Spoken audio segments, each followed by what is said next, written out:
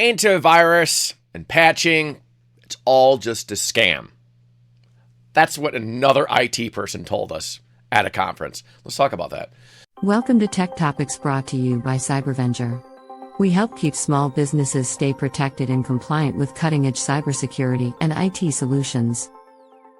All right, so other IT people do not always share my views on cybersecurity, probably because they haven't been hacked yet, that they are aware of. And it's a more prevalent problem than you might think. You might think, okay, my IT person is going to set my passwords, manage my security. I mean, they're computer people. Surely they're better about security than I am, right? Not always. We ran into a person at a conference that the owner did, Deanne. She was a little bewildered, not quite sure how to respond to the person. And it was one of those business conferences where you're learning how to do public speaking or run businesses and that kind of thing. She was the owner, but she was talking to another IT provider, and he was in a different state. New Jersey, you want to say. But the point is, he was talking about how you really don't need to do Windows patching, and that Windows 10 no longer getting supported patches is not really a big deal from a security standpoint. Furthermore, he went on to say that you don't need to have antivirus. Just be careful about what you install on a computer. And these are all questionable attitudes to have from an IT professional. I mean, from an end user, let alone an IT professional. And now there is a little grain of truth to the antivirus thing that I think gets spun into a falsehood. So here's the grain of truth. If you have an antivirus on your computer system, you have a third-party piece of software. You don't control that company. You don't know what kind of cybersecurity issues they have. And we have seen cybersecurity tools in the past be abused. So there's remote monitoring and management software that allows engineers to remote into people's systems. We have one, most IT companies do. I've seen those get abused and get hacked in the past by other companies, exploited, and then used to hack the customers of the entire IT company. All their customers got hacked through their RMM tool. There was also the SolarWinds breach a couple of years ago, where the SolarWinds monitoring, not N-Central, Enable, any of that, but it was the other one. It was the SolarWinds Orion product. And it was used by a lot of big Fortune 500 kind of companies to monitor the health of their network in terms of bandwidth and that sort of thing, SNMP traps, whatever. But they breached SolarWinds and then modified the code and distributed it out.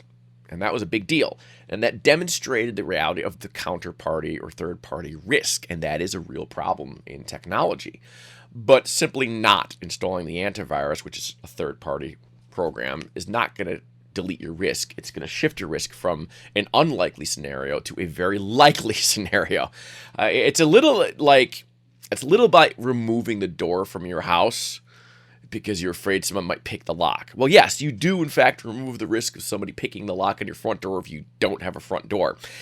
But clearly, this is not an improvement to your security situation. This makes it a lot worse.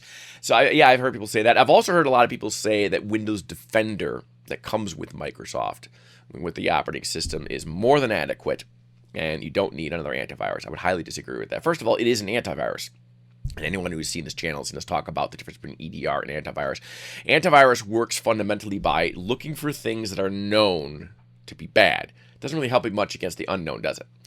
EDR, or electronic detection and response software, is a new classification of software. It's anti-malware software like antivirus, but it's kind of the next generation. I like to think of it as switch from horse and buggy to car.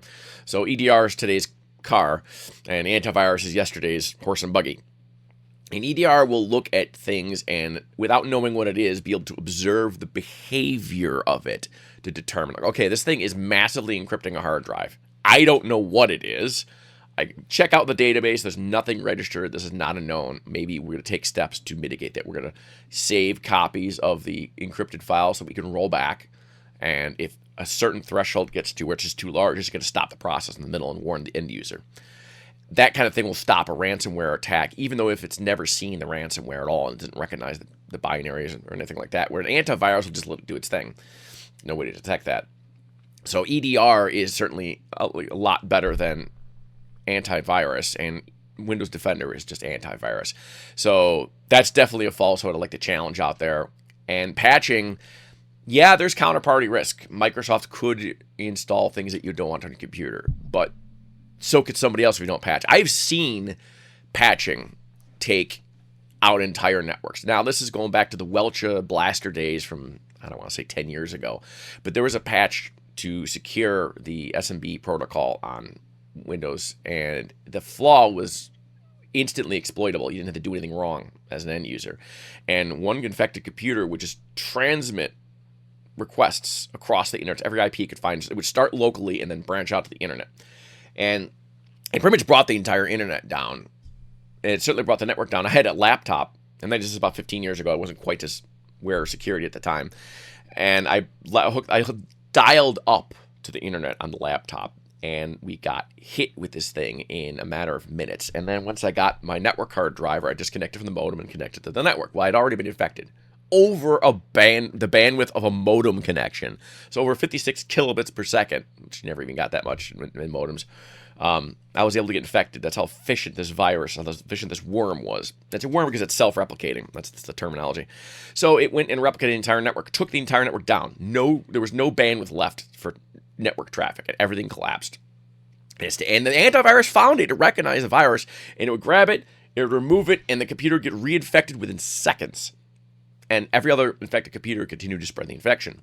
What finally stopped is we had to install the Windows patch that corrected the flaw in the SMB protocol. And then once we had that flaw corrected, it could no longer get reinfected. The antivirus could do its job.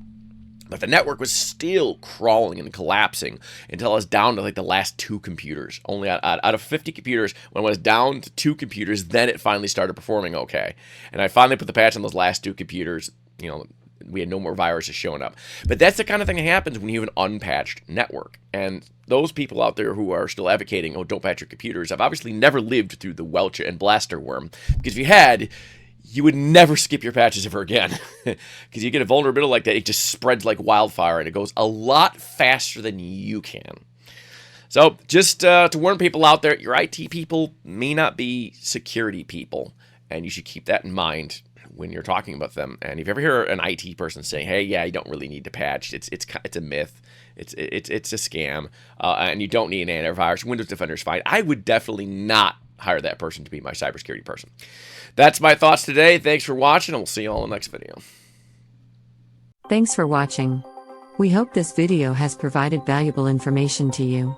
Be sure to share this video with other small business owners to spread the word about the importance of cybersecurity.